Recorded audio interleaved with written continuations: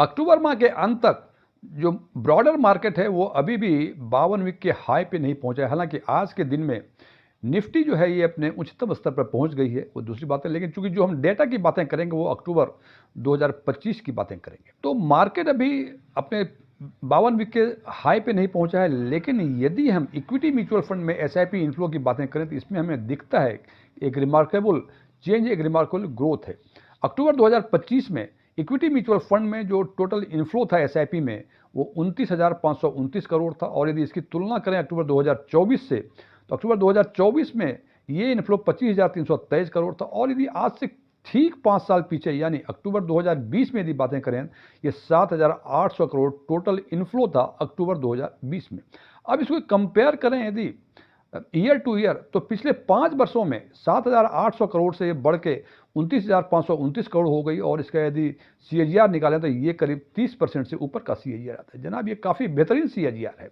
और यदि अक्टूबर 2024 से यानी पिछले एक वर्ष से अक्टूबर 2025 की बातें करें तो ये 16% से अधिक का CAGR आता है। 16% से अधिक का इन्वेस्टमेंट बढ़ना ये भी काफ़ी बड़ी बात है। अब यदि इसके पैटर्न की बातें करें तो हम देखते हैं कि रिटेल इन्वेस्टर्स का इसमें काफ़ी बड़ा योगदान है। हालांकि रिटेल इन्वेस्टर्स नंबर में अधिक बढ़ते हैं, अमाउंट में कम होते हैं, लेकिन फिर भी ये योगदान रिटेल इन्वेस्टर्स का है। और ऐसा देखा जा रहा है कि रिटेल इन्वेस्टर का एक हैबिट हो गया है एसआईपी स्टार्ट करना। और उसी हिसाब से जैसे कि आप हर महीने ग्रोसरी शॉप में जाते हैं, रिटेल इन्वेस्टर भी सोचते हैं कि हर महीने अपनी सामर्थ्य के अनुसार 1,000, 2,000, 500, 10,000 जिसकी जो सामर्थ्य है उसके हिसाब से एसआईपी उसके खाते से कटता रहता है। हालांकि इस प्रयास से रिटेल इन्वेस्टर के बीच एक डिसिप्लिन इन्वायरमेंट पैदा तो हो गया, लेकिन इसके साथ साथ बहुत सारे इन्वेस्टर, खासकर वो इन्वेस्टर जो फर्स्ट टाइम म्यूचुअल फंड में इन्वेस्ट कर रहे हैं या वो इन्वेस्टर जिन्होंने बियरिश मार्केट का म्यूजिक नहीं देखा है, उनको लगता है कि यदि एक बार एसआईपी इक्विटी म्यूचुअल फंड में कर दिया तो कभी लॉस नहीं होगा। उनको ये भी लगता है कि एसआईपी स्टार्ट करना इसका मतलब फाइनेंशियल गोल जो आपकी ज़िंदगी के वो पूरे हो जाएंगे, इसमें कोई जादू है। ये भी सोचते हैं कि एसआईपी में कुछ गारंटेड रिटर्न है।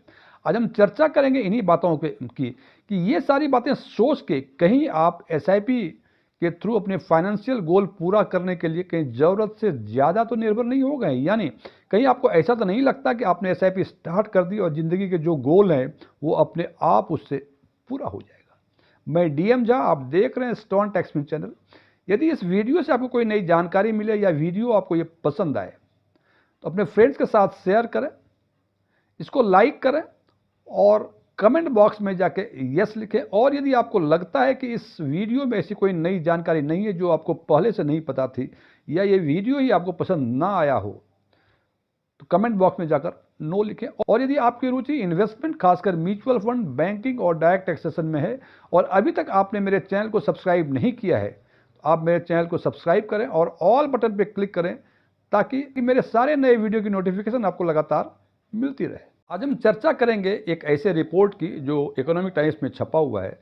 इस रिपोर्ट की स्टडी करेंगे और हम कंक्लूड करने की कोशिश करेंगे कि रिटेल इन्वेस्टर में जो ये आम धारणा है कि आपने एसआईपी स्टार्ट कर दी अपने सामर्थ्य के अनुसार फाइनेंशियल गोल पाने के लिए और 10 वर्षों के बाद वो फाइनेंशियल गोल आपके पूरे के पूरे हो ही जाएंगे, इस बात की चर्चा करेंगे। इस रिपोर्ट में वर्ष 2008 का पिक डेट, जिस दिन मार्केट पिक लेवल था उस दिन आपने एसआईपी स्टार्ट की, और दूसरा है कि वर्ष 2009 में जो बॉटम डेट था उस दिन एसआईपी स्टार्ट की।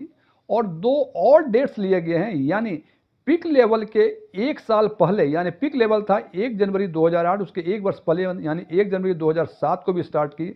और बॉटम लेवल जो 1 मार्च 2009 था उसके एक वर्ष के बाद यानी 1 मार्च 2010 को एसआईपी स्टार्ट की हमने। ये तो एसआईपी स्टार्ट करने की बातें हुई। और इसकी जो एसआईपी एंड की जो एंड डेट था, पहले ऑप्शन में था कि मार्केट जब 2020 में पिक लेवल पे था उस दिन हमने बंद किया, और दूसरा ऑप्शन है कि वर्ष 2020 में ही जो मार्केट बॉटम लेवल पे था उस दिन आपने एसआईपी बंद की। तो हम देखेंगे दोनों ही ऑप्शंस में क्या फ़र्क पड़ता है और इस हिसाब से क्या आप किसी भी दिन एसआईपी स्टार्ट करें और किसी दिन आप एग्जिट कर लें, क्या आपके फाइनेंशियल गोल पूरे हो जाएंगे।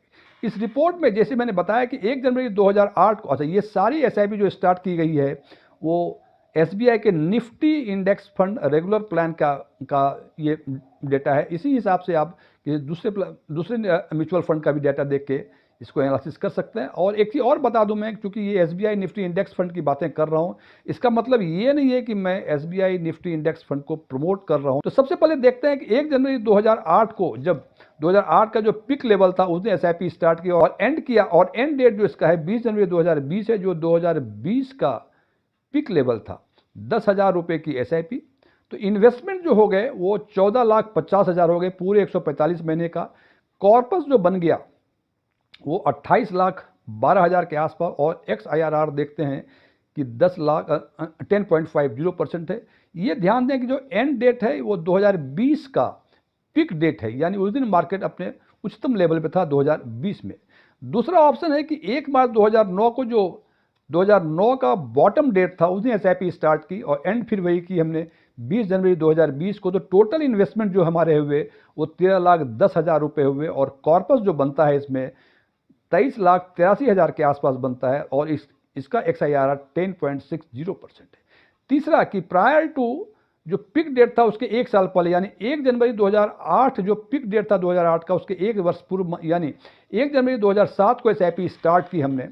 एंड डेट 20 जनवरी 2020, और टोटल जो इन्वेस्टमेंट इसमें होते हैं वो 15,17,000 होते हैं, और इसका जो कॉर्पस बनता है 157 महीने के बाद वो एक 31.28 लाख यानी 31,28,000 के आसपास बनता है, और इनका XIRR जो निकल के आता है वो 10% आता है।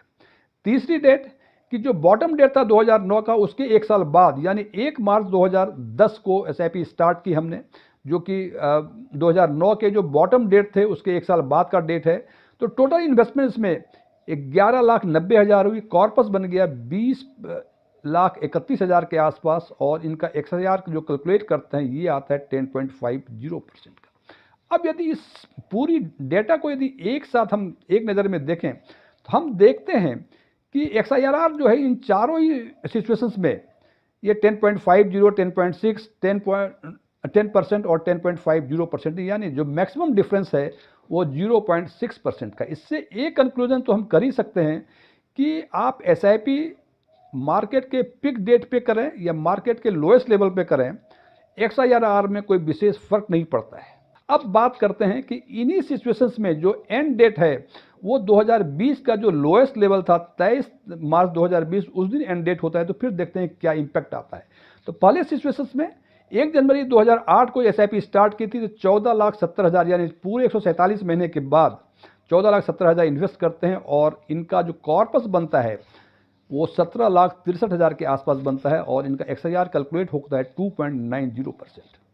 दूसरा ऑप्शन 1 मार्च 2009 को हमने स्टार्ट की SIP, ये भी 23 मार्च 2020 को ख़त्म हुई, और टोटल इन्वेस्टमेंट 13,30,000 हुए, और कॉर्पस बनता है 14,96,000 के आसपास, और इनका XIRR बनता है 2.10 के आसपास।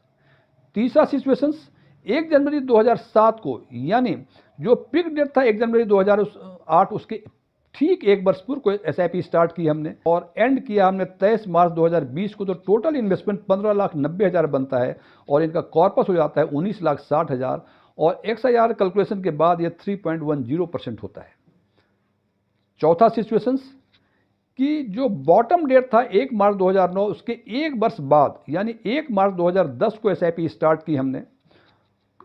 एंड डेट था इसका 23 मार्च 2020। टोटल इन्वेस्टमेंट 12,10,000, और 12,10,000 121 महीने के बाद बन गए 12,77,000, और इस हिसाब से XIRR यदि कैलकुलेट करें तो ये आता है 1.10%। यहाँ भी वही देखते हैं जो पहले बातें की थी हमने कि आप SIP बॉटम डेट को स्टार्ट करो, पिक डेट पे स्टार्ट करो, लेकिन जो XIRR जो आएगा उस पर कोई विशेष फर्क नहीं पड़ता है। यहाँ आपने देखा कि एंड डेट सबों का बराबर है 23 मार्च 2020, और इनका जो XIRR है वो कम से कम 1.10 है, और अधिक से अधिक 3.10 है। तो ठीक है, 2% का डिफरेंस है, ये कम डिफरेंस नहीं होता है, लेकिन फिर ये डिफरेंस कंसिडरेबल नहीं दिखता है। अब यदि इन दोनों ही डेटा को एक साथ देखने की कोशिश करें, हमें जैसे चर्चा के पहले हमने बातें की थी कि हम कंक्लूड करने की कोशिश करेंगे कि यदि SIP आप स्टार्ट कर दें तो 10-12 वर्षों के बाद क्या आपके फाइनेंशियल गोल्स पूरे हो जाएंगे। यहाँ हम देखते हैं कि पहले केस में जहाँ कि हमने एंड डेट जो था वो मार्केट का हाईएस्ट लेवल पे था, वहाँ तो देखते हैं 10 से लेके 10.60% तक रिटर्न मिलते हैं। हालांकि इंडेक्स फंड है, it's not a bad return.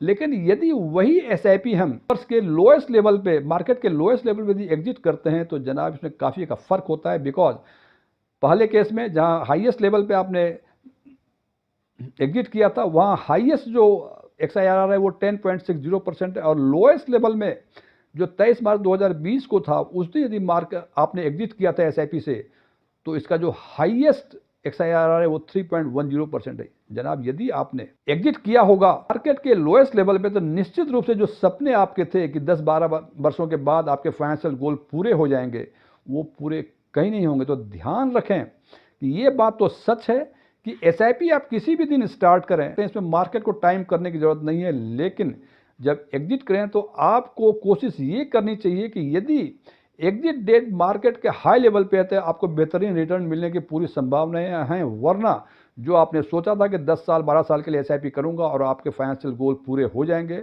वो शायद सपना ही रह जाएगा। फ्रेंड्स, ये वीडियो क्लोज करने के पहले मैं कुछ डिस्क्लेमर देना चाहता हूँ कि मैं कोई म्यूचुअल फंड का एडवाइज़र नहीं हूँ, मेरे पास एमएफआई के कोई रजिस्ट्रेशन नहीं है, मैंने सेबी के कोई एग्ज़ाम पास नहीं किए हैं, मेरे ऑनलाइन या ऑफलाइन म्यूचुअल फंड पे कोई क्लासेस नहीं चलते हैं। ओपन डोमेन में जो भी इंफॉर्मेशन अवेलेबल होते हैं उसके बेसिस पे मैं आम लोगों के लिए आम वीडियो बनाया करता हूँ। ये मेरे विचार थे, मेरे विचारों से सहमत होना कोई ज़रूरी नहीं है। यदि आप मेरे विचारों से सहमत हैं तो कमेंट्स बॉक्स में जाके एग्रीड लिखें, और यदि आप मेरे विचारों से सहमत नहीं हैं तो कमेंट्स बॉक्स में जाके नॉट एग्रीड लिखें। लेकिन नॉट एग्रीड लिखने के बाद एक टिप्पणी जरूर करें कि आप हमारे विचारों से सहमत क्यों नहीं हैं। Thank you.